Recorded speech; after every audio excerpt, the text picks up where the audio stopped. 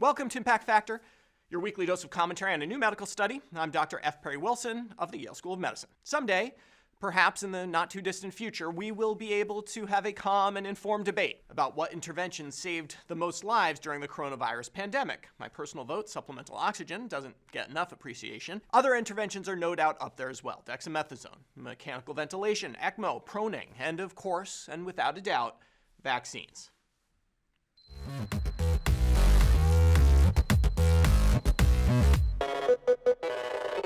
Vaccines have performed better in this pandemic than we had any right to hope for.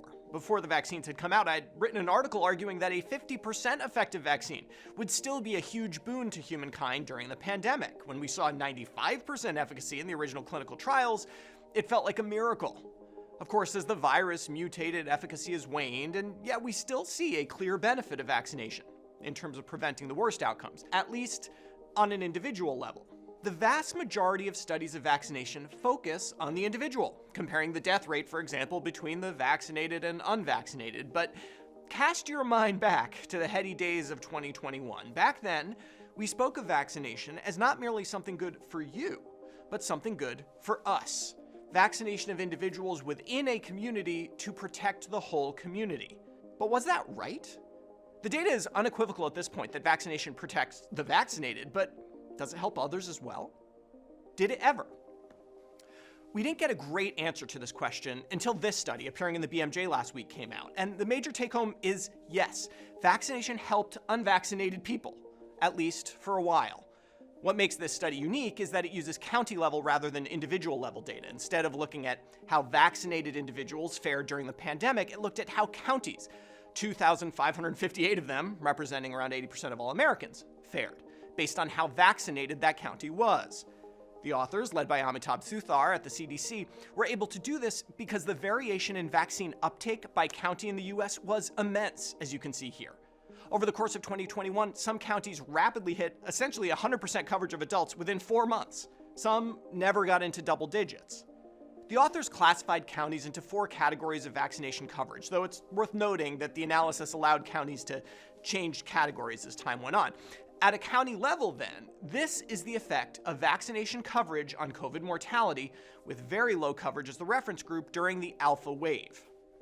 At first glance, this graph seems unsurprising. Deaths from COVID were lower in counties that had higher vaccination coverage, but there's something surprising here.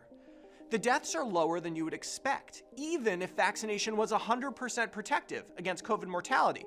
In other words, deaths weren't 40% lower in the counties with up to 40% vaccine coverage, they were 60% lower. What's going on? Well, one obvious explanation is that vaccines were protecting more than just the vaccinated. By reducing transmission rates, even among unvaccinated individuals, they decreased the death rate among unvaccinated individuals. But of course, there are other factors at play here. Counties that are highly vaccinated are no doubt more likely to engage in other mitigation behaviors, masking and social distancing, for example, that weren't adequately captured in this data set. It could be a healthy county effect.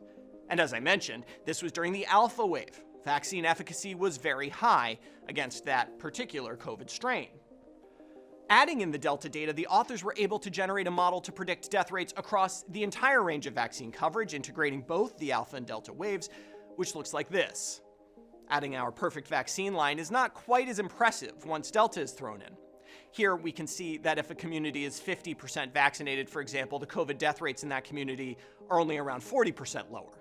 This could be because the vaccines weren't quite as effective against Delta as they were against Alpha. Some vaccinated people died. But more likely, this reflects that vaccines lost some of their ability to reduce community transmission, since vaccinated people were still getting mild infections. And of course, since Delta was more infectious than Alpha, the herd immunity threshold was that much higher.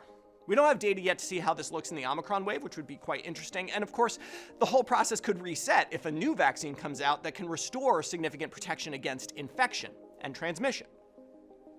But taken together, this study confirms what a lot of us had suspected. Early in the pandemic, vaccination helped all of us, not just the vaccinated.